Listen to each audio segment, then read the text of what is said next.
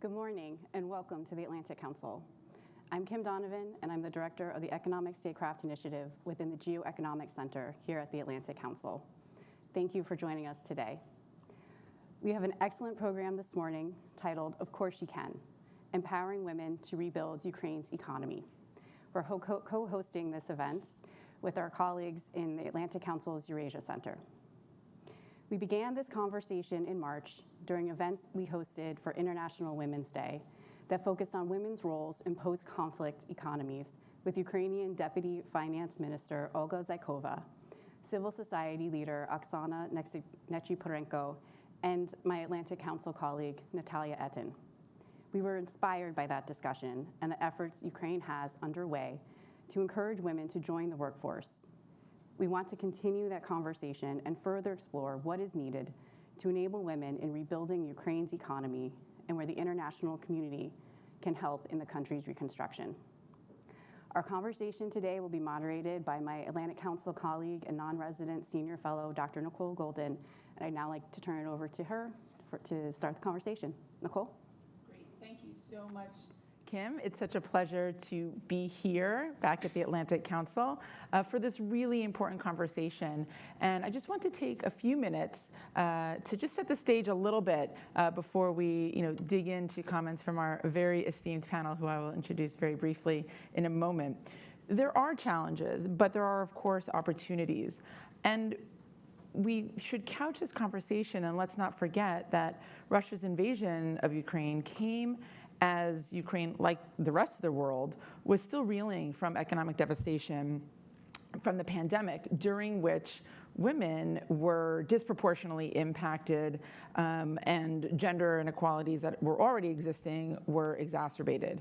For example, in Ukraine, before the pandemic, men's economic activity was nearly 70%, compared to women's, which is at about 57%. So that was a nearly 10-point gap. In just 2 years, in 2021, before the war, the sort of last known real data point, that gap had already expanded to 15%.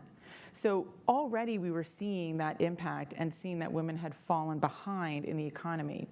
The gender pay gap, which has been falling in Ukraine, still stands at nearly 19% as compared to that of the European Union, which is about 13%.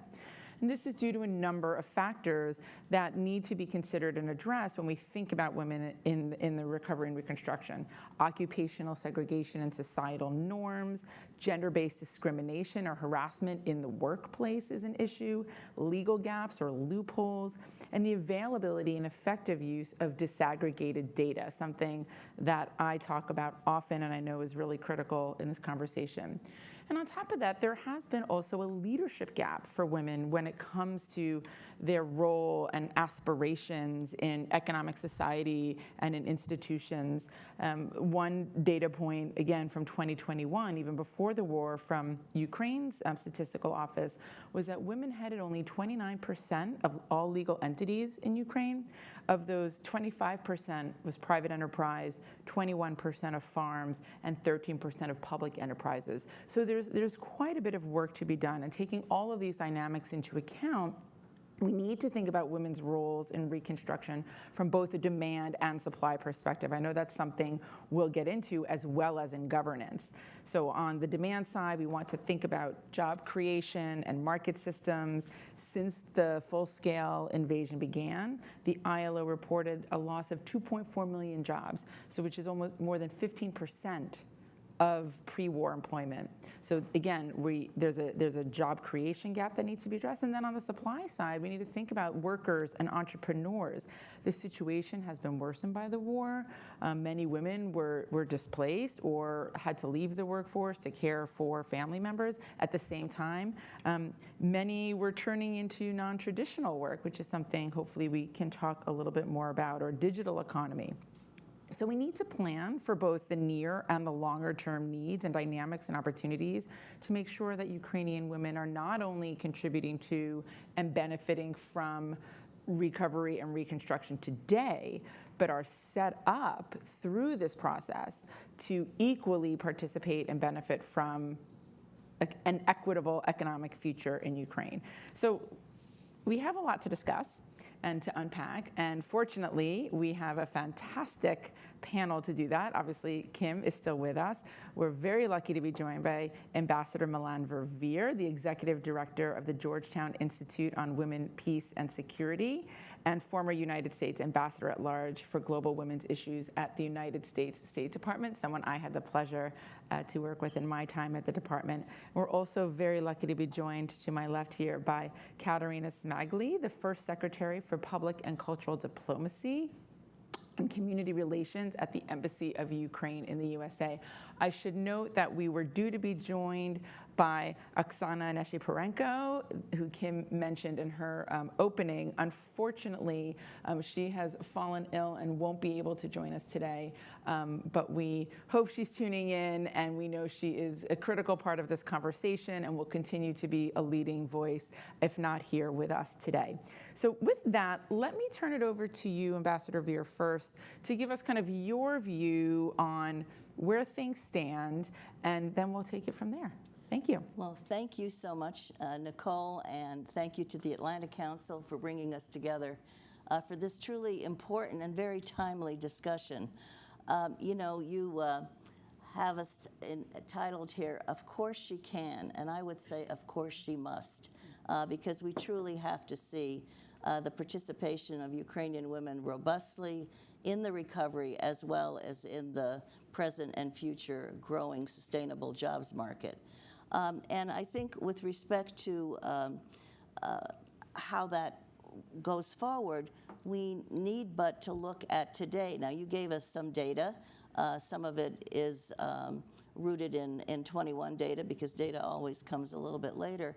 But I think if we look at the role Ukrainian women are playing today throughout this terrible war, significantly engaged in the security sector, becoming robust diplomatic advocates, working on humanitarian issues from the local level to the top, being engaged in so many significant ways where there's really a grown dependency on the role of women, demonstrating what their capabilities are, to the point where so many are saying today, they are not only being transformed, they will help transform their society because they are being placed in a leadership role in ways that they have previously been marginalized. And I think that's an important point to really think about. The recovery is obviously a critical time, both from the point of employment, but in terms of the future of Ukraine. Is it going to be more of the same, or is it going to be, we coined this word a lot during COVID, but build the future, build back better, innovation, modernization, really doing the work, both the short term, rebuilding the energy infrastructure, which is happening as we're here because of what's been happening to it, but also to update it, but also the long term. Where's that sustainability? And I think that needs to be factored in. We have an evidence-based case generally in terms of women in the economy, and I hope we'll spend a lot of time talking about the role, for example, of women's entrepreneurship in what small and medium-sized businesses represent for an economy and how critical they are, as well as new sectors in which women can be engaged. But with respect to the recovery, I think it's really important that women, being half the population, demonstrating what they've been doing now throughout this terrible war, really are central to the planning, to the distribution, to the accountability. Yes. We're talking about billions of dollars ultimately going into the recovery. There are going to be issues stemming out of that. What kind of recovery? Is it going to be comprehensive? Is it not only going to focus on the physical, but on what you said in terms of the investment in human capital and the centrality of those kinds of investments? Is it going to reach the local areas and the regional levels, and what kind of role are they going to play? I think there are so many factors in this recovery that touch on the main topic of this discussion today in terms of jobs, sustainable incomes, growing the economy, and men and women have a responsibility to contribute to the prosperity of their country. So how that happens, what role they play, I think is critically important to consider. But rooting that in today and where the women are and where they need to be as all these recovery investments, discussions even before, go forward, and then what kinds of jobs. Such great points. Thank you for that. And just to stay with you for a moment, picking up on that last point of what does this recovery look like? How are the resources that are coming going to be deployed? You've just, I know, come back from a trip. You will be heading to Berlin for the next recovery conference. What is, you just spoke a bit, but are there specific concrete messages that you are bringing to that platform? And how have you seen the conferences and these kinds of platforms, bear fruits, so to speak, so far? First and foremost, inclusion. That is a fundamental message. And as far as the donor conferences have been, these Ukraine recovery conferences, it started in Lugano, and then there was one in London, there was a smaller one in Tokyo. But the record in terms of women's meaningful participation and inclusion is not a happy record. Now I think with Berlin, it is moving on a good trajectory, and there will be significant meaningful participation of women in that conference. But there are issues having to do with the assurance of a digital ecosystem, if you will, in terms of the management of the investments and the accountability. So there are issues on that side. There are issues in terms of where's the emphasis going to be? Is it going to be on all aspects comprehensively? Is it going to be targeted in one direction? I know from my days in government that too often the women are really sidelined when it comes to post-conflict recovery. I remember a discussion once with a key leader in this arena, and he said, the reality is the economists and the engineers take over, and women aren't even factoring into the consideration. And yet, if you look at the data in terms of women's economic participation, just generally what that means and where it has to be made, that needs to be central to all of this. So when you ask, what does Berlin represent? It represents getting a lot of these issues on the table and creating that kind of a framework where these get the kind of attention they need. And I did recently come back from a meeting, in fact, just a few days ago, where we brought some key Ukrainian women leaders from civil society, and we had certainly one of the gender coordinator for the government as well. And they were really focused on the recovery in terms of how it will go forward, both short-term and long-term especially, but it's equity, it's accountability, all critical issues that really bring us to the whole issue of women in the jobs market.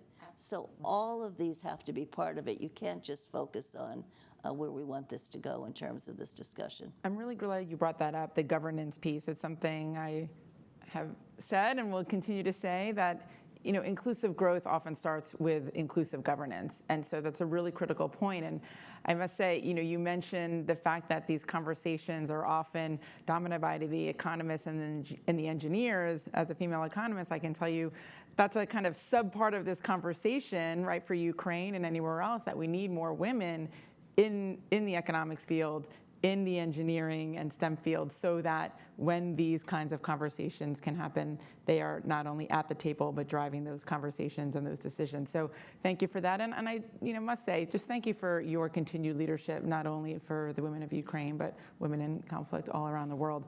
With that, let me turn to you, Katerina, if I may. We've heard a number of comments kind of helping set the stage, but thank you for being here and really representing the Ukrainian perspective. We know many millions of women have been, forced to leave. We don't have to tell you that. And many are also starting to enter jobs traditionally held by men. For example, there's a story that many of us have read and heard about, women working in the mines, for example. The First Lady, Olena Zelenska, has spoken at the very high levels of, women and the need and sort of praising women for their resilience. So let's just ask you to give your take on how the landscape has changed, on the ground in Ukraine, and how is the Ukrainian government helping women step into these non-traditional roles? Thank you very much for the question. Thank you very much, Atlantic Council, for organizing today's discussion. And of course, very special thanks from myself and Ambassador Markarova to our dear friend, Ambassador Milan Verveer, who had been the most steadfast supporter of Ukraine's women leadership and who is taking now the leading role in promoting greater inclusion of Ukrainian women at all levels in the Ukrainian government and in major international economic conferences where the voices of Ukrainian women should be heard. Another tragedy happened this morning, and I would like to start my remarks by acknowledging this another horrific crime of the Russian government that hit 7 missiles on the city of Kharkiv, killing 7 people and injuring 23. There were a lot of destruction has taken place, and I'm mentioning it today because one of the businesses that was almost destroyed today is a business led by a dear friend of mine, a prominent Ukrainian woman who can constantly been on the top 100 list of Ukrainian businesswomen, Yulia Orlova, owner of the famous Ukrainian publishing house Vivat, so the printing house where she was producing textbooks for Ukrainian schools, publishing literature, produced by Ukrainian writers, constantly underscoring her patriotic position and publishing everything in Ukrainian. So her business that took several decades to build has been destroyed.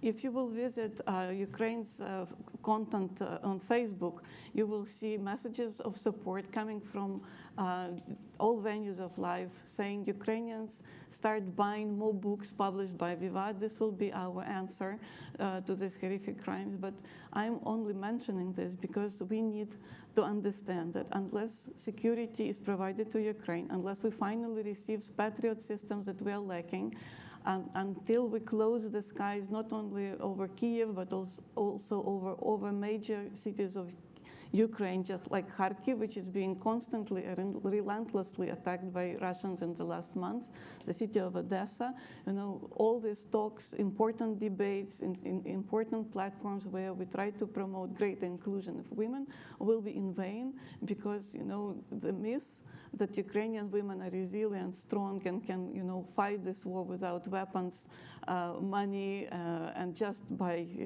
their motivation and morale, is truly a myth. You need to understand that today we need to resolve the key problem that is at stake. We need to bring back peace to Ukraine, to restore international justice, and punish those who have committed those horrific crimes against Ukraine.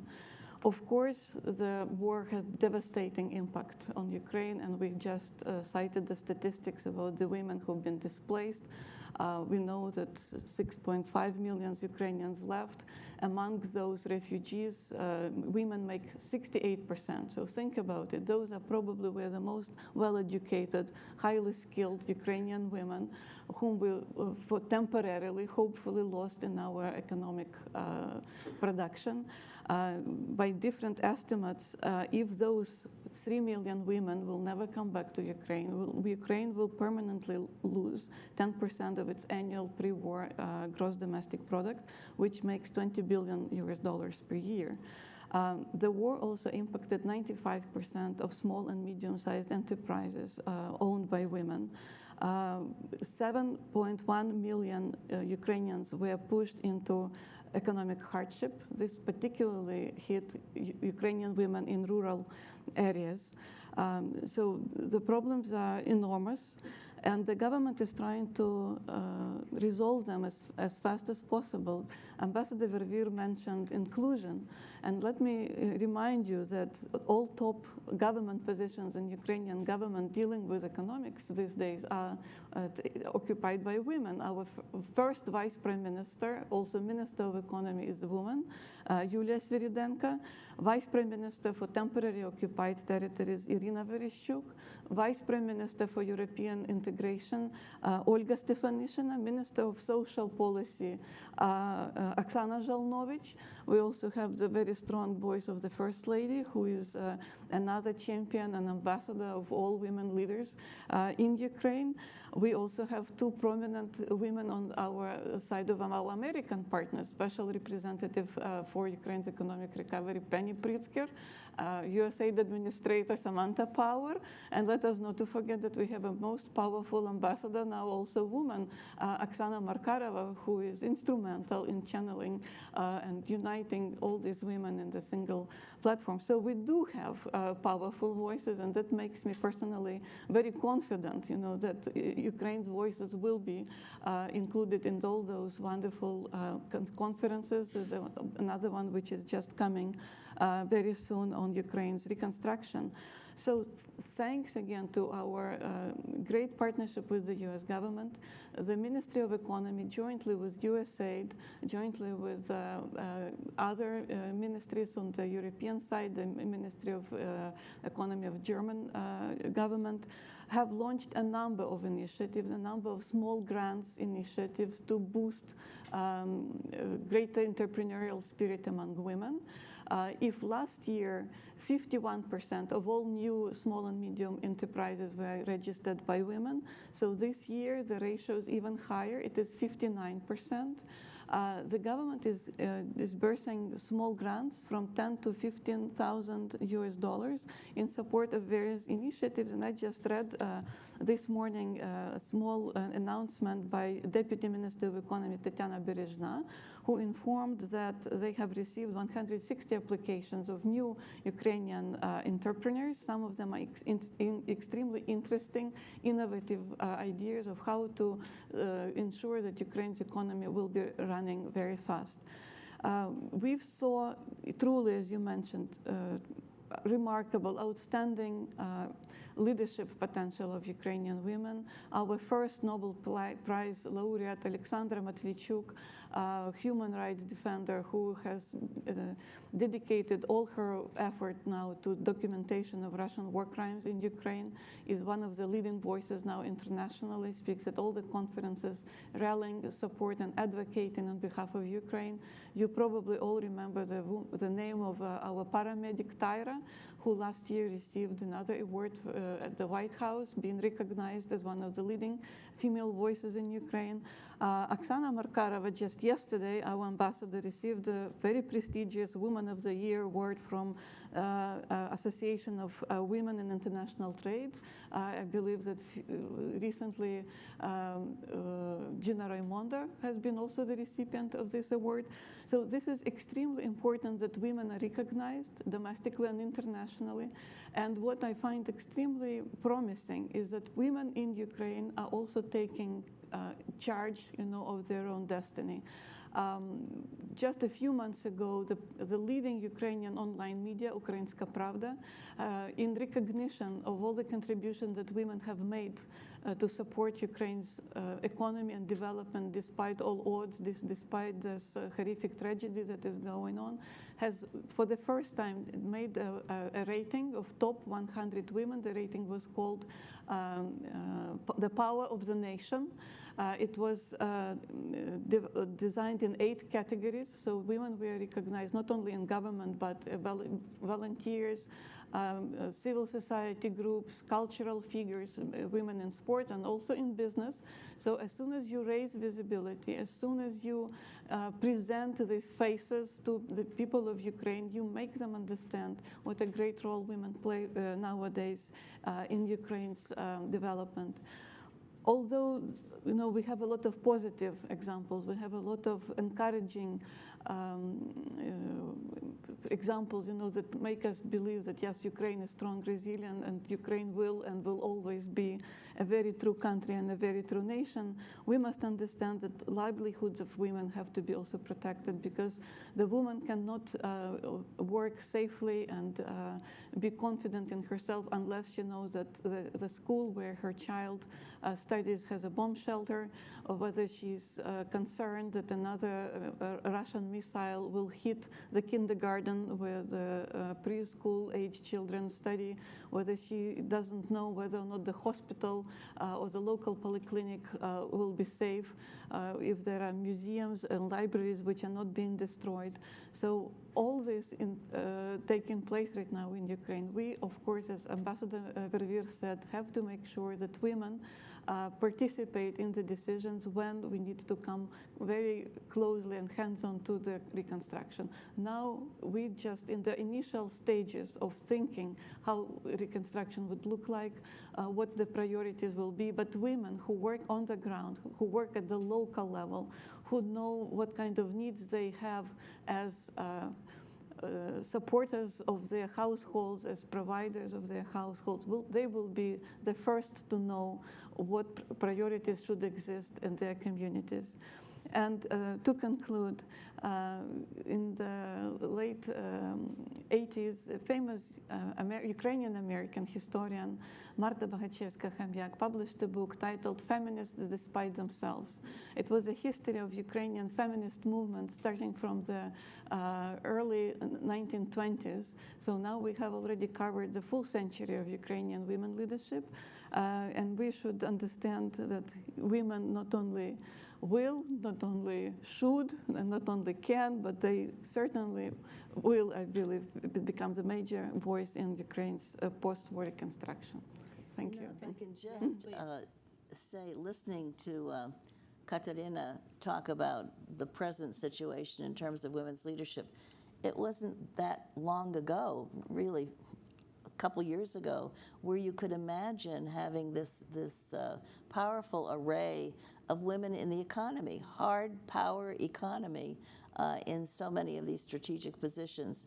So it sounds good, but we should also keep in mind this new reality of really women coming into their own in Ukraine, which I think is part of this discussion in a significant way. Absolutely, and I really appreciated not only you painting such a rich picture of this situation, the opportunities and the challenges that women in Ukraine face, but also bringing together and reminding us of the security, the links between security and economic growth, right? That is something that is at the heart of the work of the GeoEconomics Center. It's certainly something that's at the heart of the work of the Economic Statecraft Initiative, which I want to turn to Kim on. But you're bringing that, crystallizing that for us, I think really keeps this conversation and those aspects of it that security being critical for inclusion and growth and the economics. So with that, let me actually, it's a good segue to turn to you, Kim. Thank you for hosting this and for continuing to kind of shine a spotlight on women's role in rebuilding economies and Ukraine's post-war economy. The Economic Statecraft Initiative that you lead has been focusing on looking at coercive measures in economic policy, for example, sanctions, but there's another piece to it. I've done some foundational research and analysis on positive economic statecraft, which you and I have and others have continued to work together to advance, and this is the idea of development grants, development finance, preferential trade, and other kinds of incentive-oriented or inducement tools to advance a policy agenda. Arguably, there's never been a more critical time for positive economic statecraft and in this particular realm. So I'm curious, given your work in the past, being so deep in the coercive side and now looking more in particular on the positive side, how you see positive economic statecraft kind of bringing some of these things we've talked about together in Ukraine's recovery, and in particular, how do you think a PES agenda can help ensure that reconstruction is women inclusive? Love to hear your thoughts on that, especially given what we've heard so far. Oh, thank you, Nicole, and thank you all for being here today. It's really good to have this conversation. I mean, as you mentioned in the Economic Statecraft Initiative, we take a really hard look at the different sanctions that are in place. Even just earlier this week, we launched our latest analysis on the impact that sanctions are having on Russia as part of our Russia sanctions database. And while sanctions continue to have an effect, we also have to be looking at the positive side of how can we enable Ukraine to be pushing back on Russia themselves, in addition to everything that the West is trying to do to help. So it really is an opportunity now on the positive economic statecraft front. So as you mentioned, not only like the trade preferences, but also the capacity building and the development. And this is where I think the reconstruction conversation comes into play. And as my colleagues have noted, I mean, getting women to be part of those conversations is critical right now. Because Nicole, as you mentioned in your opening remarks, I mean, we not only need to be looking at the near term, but also the long term. And this is where I think the positive economic statecraft tools can really come into play. There's different gaps within the Ukrainian economy and the sector. There's a lot of women. While women are rising to leadership positions, which is incredible to see, there's also a lot of women that we can get into these other critical sectors where there's just workforce gaps. A lot of men have had to go to war. And so there's a lot of women that are stepping up. And so if there's anything that we can do now to give them the skills, start training them, whether it's education, capacity building, we have the opportunity to do that now. And it doesn't really cost that much. And so I think that there's also, when we're talking about positive economic statecraft, there's a lot of more kind of tactical things that we can start to implement today. There's the billions of dollars that will hopefully be coming Ukraine's way, investing in the country as a whole, but there's opportunity to also be investing in the women now, whether that's through the private sector, international institutions, or government grants. And at least from our perspective, as the ambassador had noted too, unfortunately Ukraine has had a history of corruption. As the private sector is looking to invest, this has to factor into different risk calculus. And while Ukraine has made huge advancements in this space, there's more that can probably be done. And so as we're looking to ensure transparency within the financial sector, as well as secure the financial system as critical infrastructure, like from cyber attacks, especially from Russia, like these are kind of two really critical areas that we could start training women now. And I know like there's some initiatives already underway in this space, but we could start today training a strong cadre of women that are like anti-money laundering experts, anti-corruption experts that can be sitting in the financial institutions, helping them ingest some of the influx of cash, as well as training them in the cybersecurity space and being able to help them defend and protect not only Ukraine's financial sector, but other critical sectors from the onslaught of Russian cyber attacks. So I see now, with all of the challenges that continue to exist on the security side, there's still opportunity now to start investing in the future. It's such a great point, and as we think about the policies and solutions from within and beyond, the positive economic statecraft agenda, it strikes me that there's a few things we also need to make sure that we're thinking about and going into the recovery conference and beyond, and that's, one thing is that Ukrainian women are not all the same, right? And this is something we know women are all the same. And, to your point about, this short-term, long-term, women today and the next generations, for example, obviously young women today are, thinking about the skills they need and preparing to enter the workforce and what are those jobs going to be. But then what are about older women workers and their needs to make sure that they are able to navigate and adapt to the digital economy or to use digital tools in the workforce? And at the same time, I think some of the things we've been talking about, and Katerina really elucidated this, that there's not a single path for women to enter the workforce, to be economically participating. Some may go into wage work, and we need to think about what are those jobs, what are the skills that they will need. whether it's kind of a boot camp and immediate to get them, going right away, or thinking downstream, long-term about the education and training system and, what that's providing. As well as, women that will go into start and grow businesses. I really appreciated hearing the comments about women-owned small, medium-sized enterprises, because we know, from experience in conflict recovery and reconstruction, that supply chains and those opportunities for women-owned businesses to engage in and grow from their interaction in supply chains is going to be a big opportunity. Someone will choose to go into the public sector. We haven't talked as much about women that will, choose to go into or take advantage of opportunities in agriculture, in particular, maybe some of the women in more regional rural areas.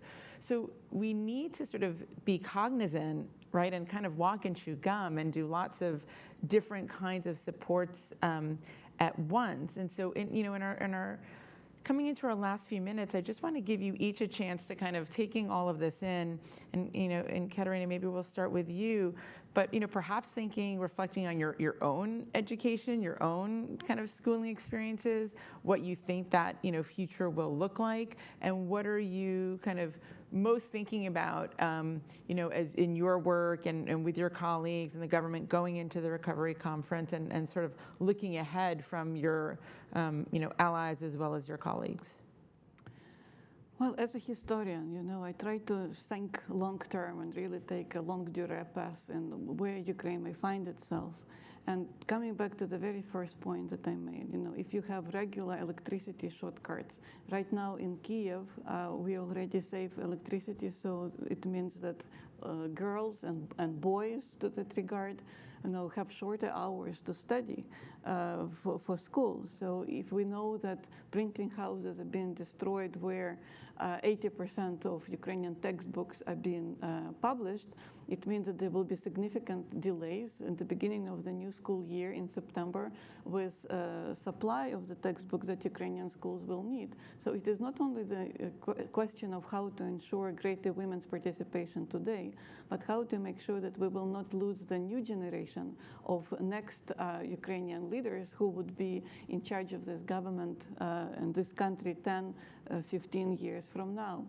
So security first, and then all additional measures that should be taken into place. I don't say that we don't have to think about them and talk about them as theoreticians, academicians, experts, and think tankers, but I believe that the stronger the message and advocacy efforts, even here in the United States, by prominent women organizations or organizations led by Ukraine, led by women in the United States, if we create a coalition of women-led organizations in the United States, working with the U.S. Congress, working with the U.S. administration, bringing those stories and cases, of businesses, other nonprofits led by women destroyed, and how it impacts lives of an everyday woman in Ukraine, maybe the political decisions, which are so much needed, will be taken a little bit faster than they were taken in the last half a year.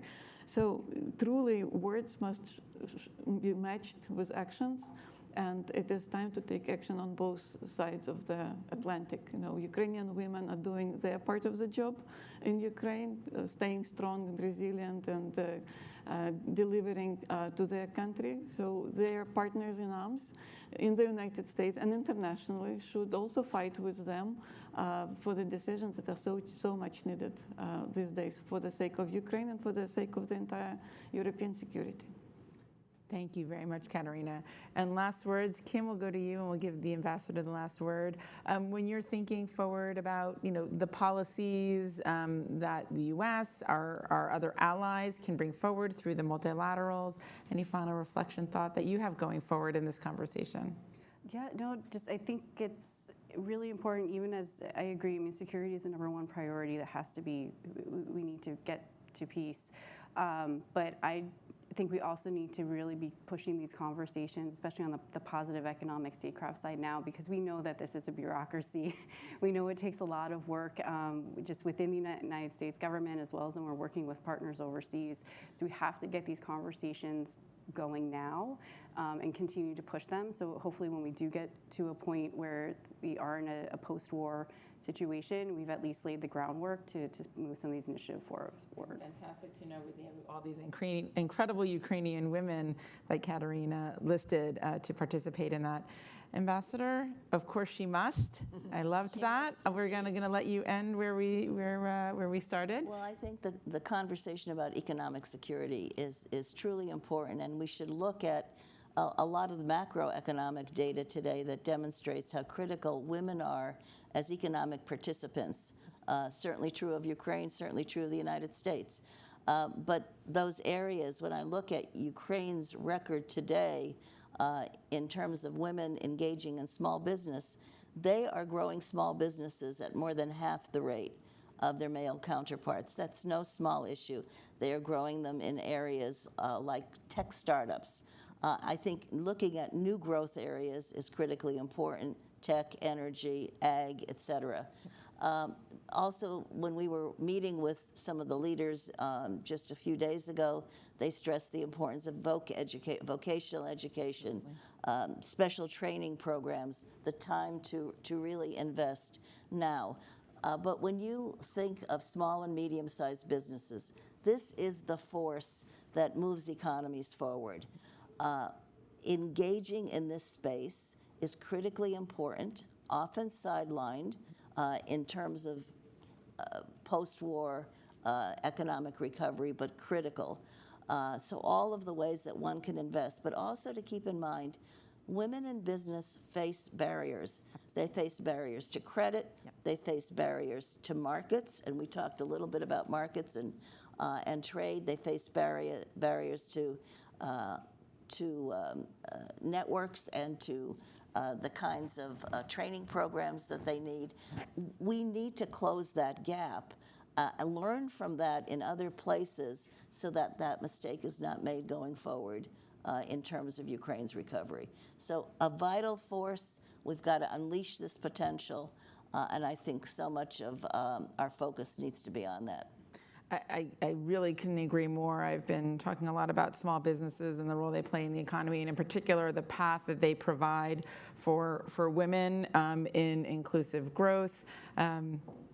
Just a little pitch, I did a piece that was relevant on sort of how women in the smart recovery, it's skills, it's mentorship, it's money, it's adaptation, digital adaptation, it's other kinds of resources and technology. So, I'm glad you brought that up because it really is an important pathway.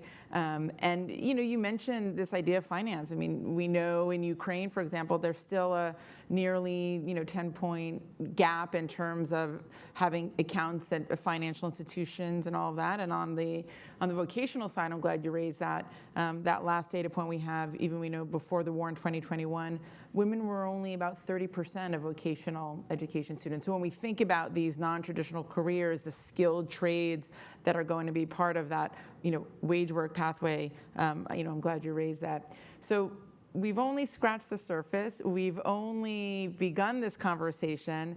I know it's something we'll continue, and I wanted to mention on that note, our colleagues here at the Atlantic Council, at the GeoEconomics Center, the Global Energy Center, and the Eurasia Center are collaborating on a major report, a kind of guide to where we stand in reconstruction that's going to be launched and released on Friday, June 7th.